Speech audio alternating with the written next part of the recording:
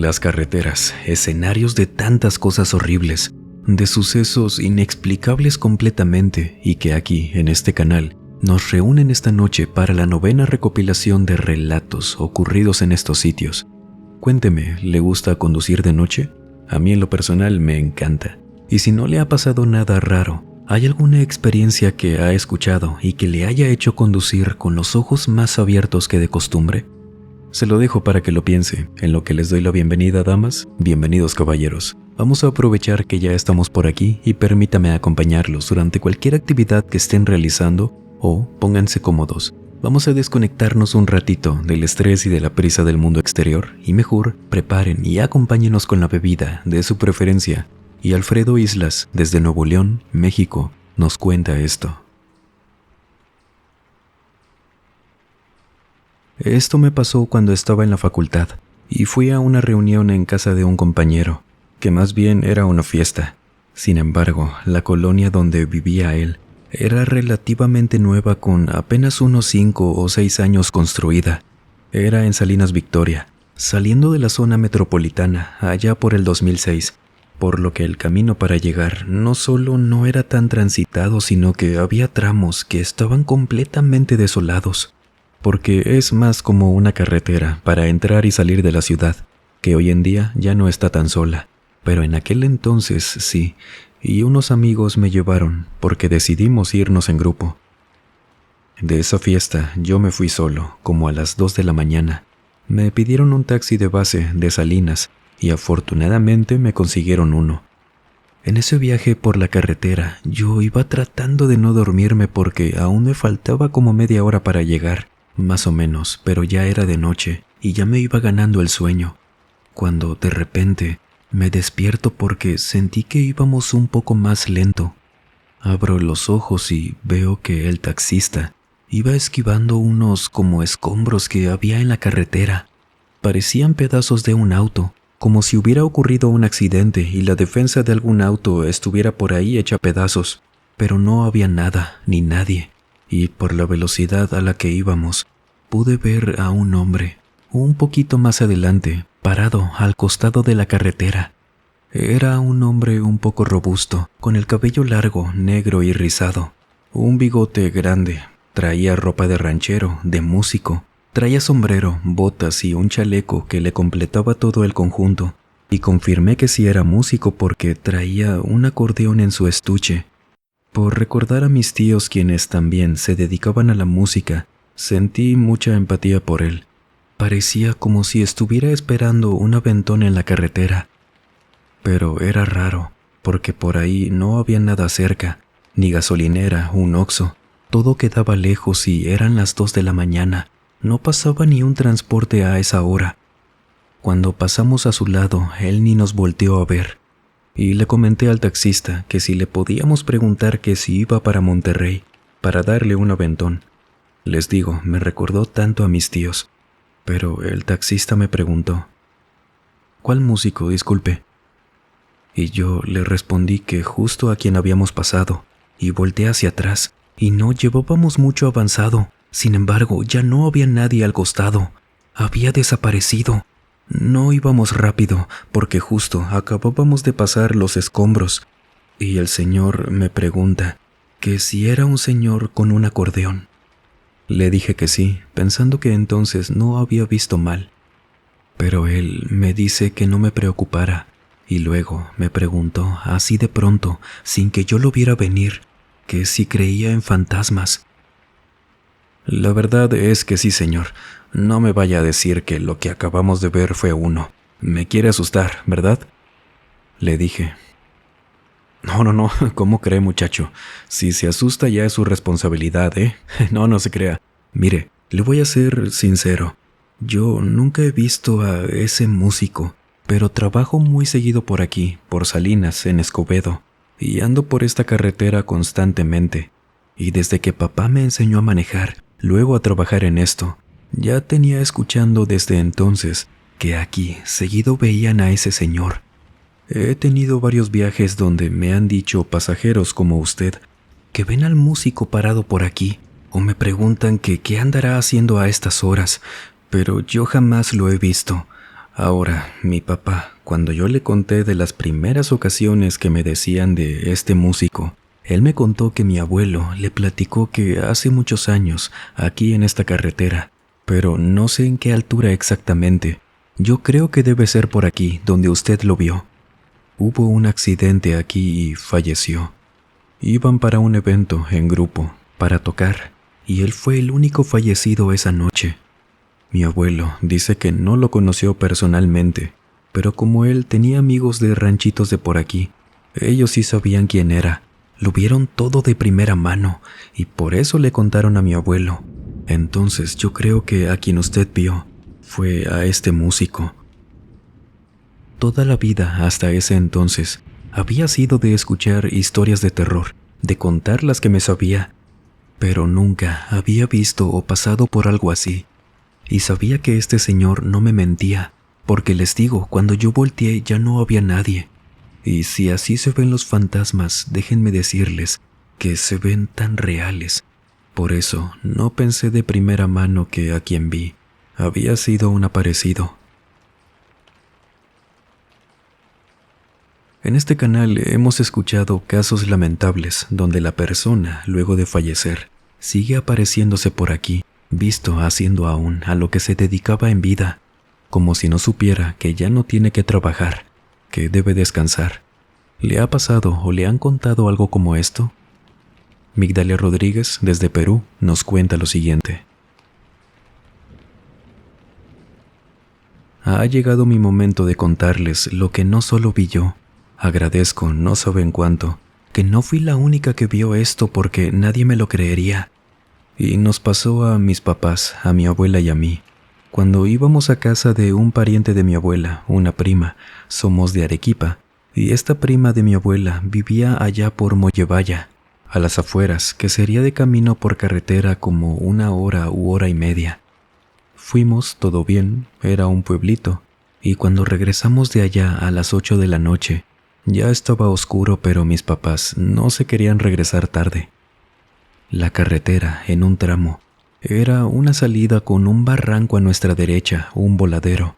Entonces íbamos un poco lento, dando las curvas, conduciendo con cuidado.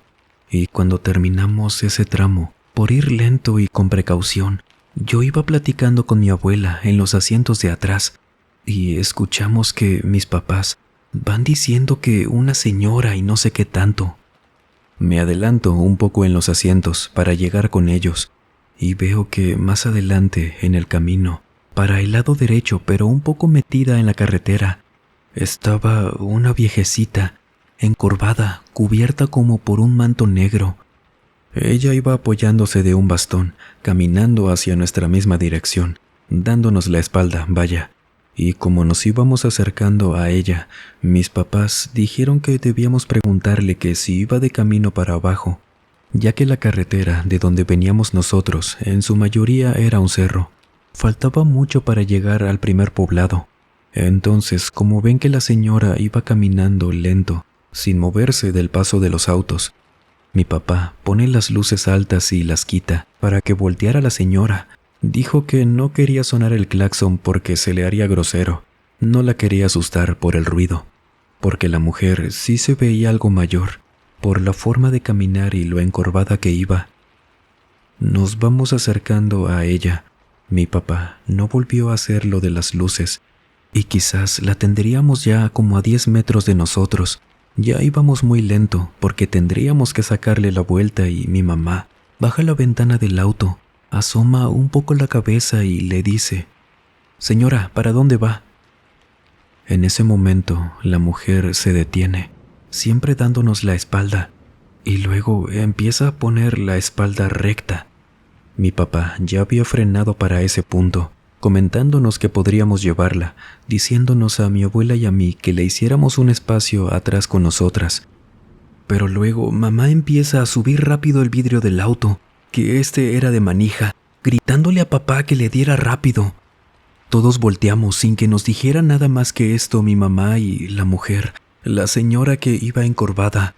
Ahora era demasiado alta.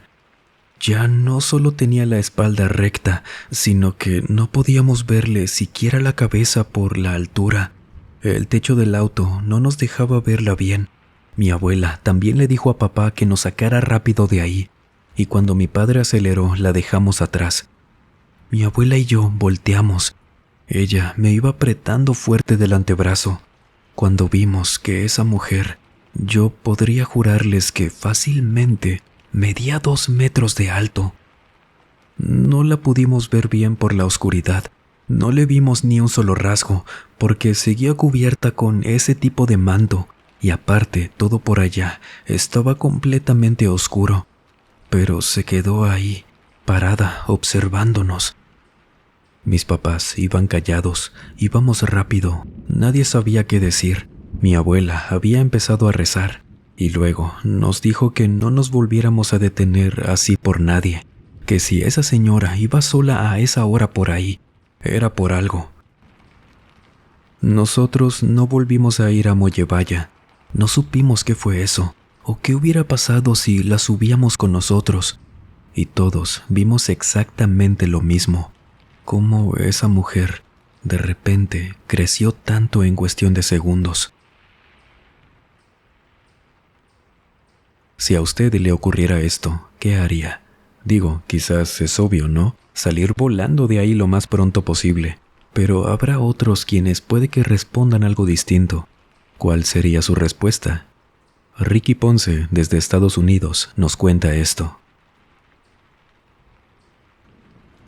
Cuando escuché una que otra historia por aquí, que rayaban ya en lo inusual o cosas sin explicación, supe que podría compartir por aquí lo que me pasó. Ya tiene muchos años de esto, pero lo recuerdo tan perfectamente porque fue algo que nunca pude olvidar, por lo raro que fue. Esto pasó hace unos 8 o 10 años, cuando fui con una tía y una prima a comer a un restaurante de la carretera.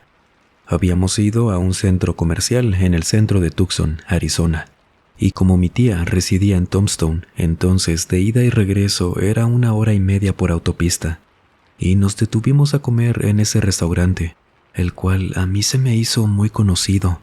Según yo, no había ido antes, pero yo siempre he tenido mala memoria. A lo mejor solo no me acordé y nos bajamos a comer. Apenas nos sentamos en este restaurante que era de los que quedan en las carreteras, que si no mal recuerdo era por el tramo pasando Benson, pero en dirección hacia Tombstone. Lo he buscado por las aplicaciones, pero no doy con él. Quizás es para el otro lado, no desapareció, estoy seguro.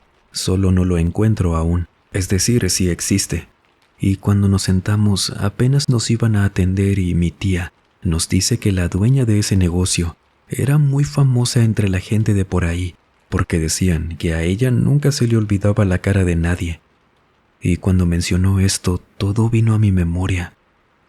Llegó una mujer que andaría rondando, yo creo que entre los 35 o 40 años. Nos atiende, nos saluda, y a mí se me hizo tan conocida, mas no estaba seguro. Ya estaba recordando cosas y en eso, mi tía, luego de pedir lo suyo, como es de esas tías a quienes no les importa lo que diga la gente, le pregunta a esta mujer: «Oiga, ¿verdad que aquí la dueña es muy famosa porque se acuerda de la cara de todos?» Y la mujer sonríe, diciéndole que sí, y luego me voltea a ver a mí, sonriendo, y dice: «Este muchacho no le creía a mamá, pero ya que regresó que le confirme que no mentimos. Por cierto, ¿cómo están tus papás?», me preguntó. Luego me empezó a describir a mis padres, quienes sí, eran exactamente como ella los describió. Pero nosotros somos de Phoenix, casi no íbamos para allá. Ella era la mujer quien nos había atendido cuando yo fui de pequeño, y por ser apenas un mocoso entrando a la adolescencia, era rebelde, y me acordé que ni siquiera quería ir a ese viaje con mis papás. Iba renegando, y como andábamos cerca de la casa de esta tía, nos paramos a comer ahí. Todo lo estaba recordando, hasta que llegué a la imagen de la señora quien, al menos yo, la recordaba un poco mayor, pero eran iguales. Y recuerdo que le dije a la mujer en aquel entonces que yo no le creía, que eran mentiras, que solo decían eso para atraer a la gente. Pero eso ni siquiera era el atractivo de ese local. Y luego, con vergüenza, le dije que ya me había acordado y que no le creía en ese entonces, pero ahora sí, al ver que me recordó y también eso, de que yo no le creía, pero no entendía por qué se veía más joven. Y le pregunté que cómo le hacía para acordarse, si yo tenía 26 años cuando fui con mi tía, y había ido seguramente cuando tenía 12 o 13 años. A lo que la mujer sería mucho más joven cuando fui con mis papás, y ella se me queda viendo, sirviéndome café y sin dejar de sonreír me dice: «No, es que la que te recuerda bien es mi mamá. Ella ya no está con nosotros desde hace 5 años».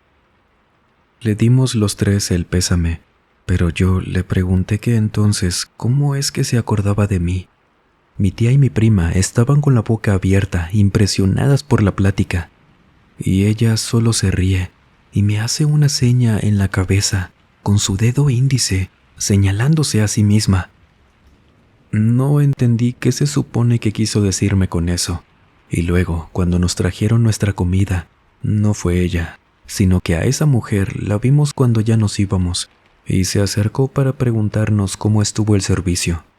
Ya le respondimos, y cuando ya nos íbamos, nos dijo ahí en la mesa, por la plática anterior, que su mamá realmente tenía esa capacidad, la de recordar cosas que no entendía cómo le daba para tanto la memoria, que ella no era como su madre, pero cuando se enfermó, y ella empezó a trabajar ahí, porque ella estaba en la escuela, comentándonos que nunca antes trabajó en ese restaurante. Ella comenzando a atender el local, cuando recibía a los clientes, a pesar de que nunca los había visto antes, a ella ya se le hacían conocidos, y después empezó a recordar cosas que nunca antes había visto. Nos dijo que podíamos pensar de ella lo que quisiéramos, si no le creíamos estaba bien, pero que cuando su mamá falleció, ella empezó a recordar caras que estaba segura que nunca antes había conocido. A palabras de ella, por lo que era su mamá, ella recordaba todo lo de su madre, y pues fue solo eso. Esa fue la explicación que nos dio. Yo solo les comparto mi relato. No estoy asegurándoles lo que nos dijo la mujer, pero no podía ser que me recordara, después de tantos años y también a mis papás, iguales a como me dijo que eran.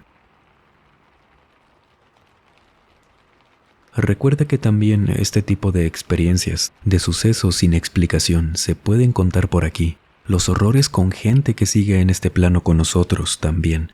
¿Les ha pasado algo así? Ivana Herrera, desde Zacatecas, México, nos cuenta esto. Papá siempre se dedicó a ser transportista. Solía recorrer algunas carreteras de Zacatecas allá por principios de los 90s, y yo siempre lo acompañé cuando me dejaban, siendo niña y luego adolescente. Pero hubo un viaje que hicimos en la carretera que va desde Zacatecas a Fresnillo, que íbamos apenas de camino, partiendo desde la mañana, a eso de las 4 a.m. Yo iba despierta, al igual que él. Ya habíamos pasado Víctor Rosales cuando volvimos a tomar la carretera. De estos tramos donde están completamente solos, no hay nada más que puro campo, de este seco y amarillo. Cuando ahí vimos en medio de la nada a un niño parado al costado, quien nos levantó la mano como haciéndonos la parada, pidiéndonos aventón. Este niño parecía tener como mucho unos 6 años. Traía una camisita de botones, de cuadros azules con pantalón de mezclilla, chiquito y morenito, pero nos veía serio. Lo pasamos. Yo lo vi cómo se quedó observándonos, serio, con la manita levantada, y le pregunté a papá que por qué no lo ayudamos, y él me dijo que no debíamos detenernos nunca por ese tipo de cosas, para luego preguntarme: «Hija, tú lo viste, por aquí no hay nada. Aquí hay de dos sopas, o es una trampa para que te detengas, o es un fantasma». Yo creí que papá me quería espantar. Él solía jugar con esas cosas de vez en cuando, o en la casa se escondía para asustarme de repente. Pero cuando nos quedamos callados, pasándolo, yo viendo por el espejo que ese niño se quedó allá, parado, Me quedé pensando en eso, y cuando seguimos conduciendo, como por unos 5 minutos más o menos, mi papá me empieza a gritar: «Mira, mira, mira, mira». Me gritó esto señalándome hacia el frente. Cuando yo volteo y veo que estaba el mismo niño de atrás, vestido completamente igual, con el mismo corte de cabello de peinado con gel hacia arriba, esa misma camisa de botones azules, el mismo tono de piel, los mismos pantalones de mezclilla, todo, pero ahora, cuando nos acercamos a su altura, donde él estaba parado, de pronto empezó a correr a la autopista y papá le sacó la vuelta, pero alcanzamos a no solo oír, sino sentir cómo le dieron un fuerte golpe a la parte del costado de la camioneta. Hasta se sintió cómo se movió el vehículo hacia un lado, y cuando volteé al espejo lateral, ese niño ya no estaba. Le pregunté a papá que si le habíamos pasado por encima o algo. Sin embargo, él me dijo que no. Se veía nervioso, pero me dijo que ya estaba todo bien, que ya había pasado. Y no tardamos mucho en llegar a la central, donde papá dejaba el encargo, y todo ese camino íbamos nerviosos. Y papá me dijo que cuando llegáramos con sus compañeros, diciéndome los nombres de algunos, a quienes yo ya conocía, por el tiempo que tenía acompañándolo y que siempre me cuidaban algunos cuando papá se ocupaba en ese centro, con eso me calmó el susto. Y cuando llegamos, bajo la carga, nos quedamos platicando con Josué, un gran amigo suyo, y a él, conmigo presente, le dijo que nos habíamos topado al niño de la carretera. Josué se rió, pero no de burla, sino que él, aparte de reírse, tenía los ojos bien abiertos, se veía sorprendido, y papá le dijo: «De hecho, mira, seguro dejó marca, vengan, vamos a ver». Caminamos Josué y yo, con papá, hacia la camioneta, y cuando llegamos a la parte de atrás, ahí más o menos por encima de la llanta, estaba sumida esa parte, como si le hubieran dado un golpe para dejarlo así. Josué le dijo que definitivamente habíamos visto a ese niño. Luego él se agachó y empezó a darle unos golpes por dentro. Fue por agua caliente, volvió a hacer lo mismo, le iba a sacar el golpe, mientras me contaban que ahí en esa empresa y otros colegas de camino que conducían por esa autopista ya habían escuchado sobre eso mismo que se les aparecía, y a otros, como en el caso de papá y yo, les hacía algo como eso. Y Josué, preguntándole a papá que si se acordaba de otro compañero, quien no recuerdo el nombre, si lo dijeron. Él le dijo que sí, y le pidió a Josué que me contara la historia. Ivana, pues hace mucho, aquí trabajó un compañero, que tuvimos que ir por él a asistirlo. Nos llamó una persona diciéndonos que se lo había encontrado estacionado a mitad de la carretera, con la unidad abierta y él acostado en la orilla. Pensó que algo malo le habían hecho, pero cuando se acercó para verlo, él estaba despierto, con los ojos abiertos y viendo hacia arriba, hablando solo. Los vehículos siempre traen el número de la empresa y por eso nos llamó. Un compañero y yo fuimos por él, y cuando llegamos, él estaba igual, pero ya sentado en el asiento del vehículo. Lo cargó este hombre quien se lo encontró y nos llamó. Ya nos quedamos con él, lo trajimos para acá, y yo venía preguntándole porque conduje su unidad, que qué le había pasado. Él seguía balbuceando cosas, viendo para enfrente, pero no tenía ojos de traumado, decimos por acá. Venía normal, no tenía expresión de espanto o algo así, solo que él nunca había hecho eso. Según recuerdo, ya tenía 15 años en la empresa. No tenía conductas que lo pusieran en riesgo como esas, si no, no lo dejarían operar solo. Y ya cuando íbamos llegando a Fresnillo, fue como si despertara de algún tipo de trance, y dio un suspiro, mija, como cuando te asustas por algo. Ahora sí traía la carota de espanto. Le empecé a preguntar que si estaba todo bien. Él andaba bien desorientado. Pero luego, al ver que estaba conmigo, bien, viendo a todas partes, me preguntó por ese niño. Y cuando yo le pregunté que cuál niño, esa fue la primera vez que supimos que ese niño se aparecía en la carretera, porque me dijo que venía conduciendo de día, eran como las 10 de la mañana, y un chamaco se le aventó al parabrisas, trepándose en él, pegado al vidrio. Él se orilló, se bajó del vehículo porque no podía ver por este niño, y luego, al bajarse, dice que no recuerda nada.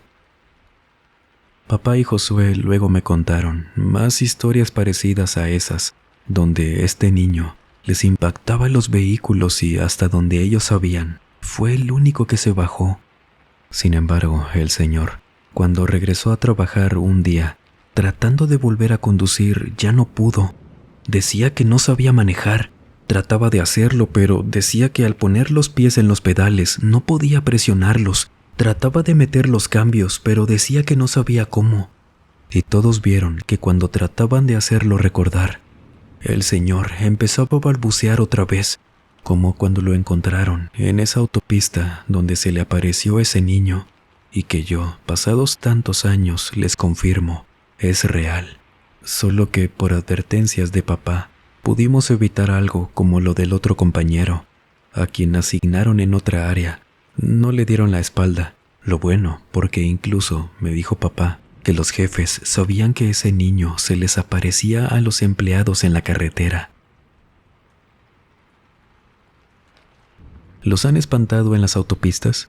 En el primer comentario les voy a dejar una lista de reproducción de puras historias en carreteras. Y sepa que un especial por el aniversario del mausoleo está en camino, así que estén atentos. Y si les ha pasado algo como esto, cuéntenos. Sería como siempre un placer conocer su historia.